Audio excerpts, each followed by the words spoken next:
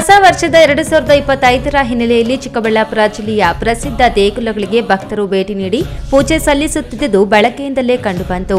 ಇನ್ನು ಚಿಕ್ಕಬಳ್ಳಾಪುರ ಹೊರವಲಯದ ಆವಲಗುರ್ಕಿ ಬಳಿಯ ಪ್ರಾಕೃತಿಕವಾದಂತಹ ಪ್ರದೇಶದಲ್ಲಿ ಸ್ಥಾಪಿತವಾಗಿರುವ ಈಶಾ ಫೌಂಡೇಶನ್ನ ಆದಿಯೋಗಿಯನ್ನ ದರ್ಶಿಸಲು ಪ್ರವಾಸಿಗರ ದಂಡು ಹರಿದು ಬಂದಿತ್ತು.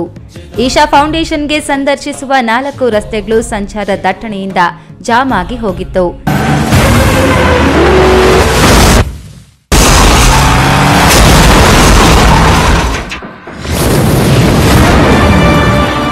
ಹೋಗೋದಿಕ್ಕೂ ಬರೋದಿಕ್ಕೂ ಕೂಡ ವಾಹನ ಚಾಲಕರು ಹರಸಾಹಸ ಪಟ್ಟರು.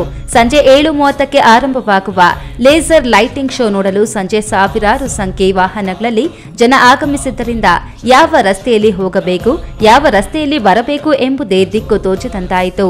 ಈಶಾಗೆ ತೆರಳುವ ರಸ್ತೆಗಳು ಕಿರಿದಾಗಿದ್ದು, ವಿಶೇಷ ದಿನಗಳಲ್ಲಿ ಜನದಟ್ಟಣೆ ಹೆಚ್ಚಾಗಿ ಸಂಚಾರ ತಲೆನೋವಾಗುತ್ತಿದೆ. ಜಿಲ್ಲಾಡಳಿತ ಪರ್ಯಾಯ ವ್ಯವಸ್ಥೆ ಕಲ್ಪಿಸದಿದ್ದರೆ ಸುತ್ತಮುತ್ತಲ ಗ್ರಾಮಸ್ಥರ ಗತಿಯಂತೂ ಹೇಳತಿರದಾಗಿದೆ.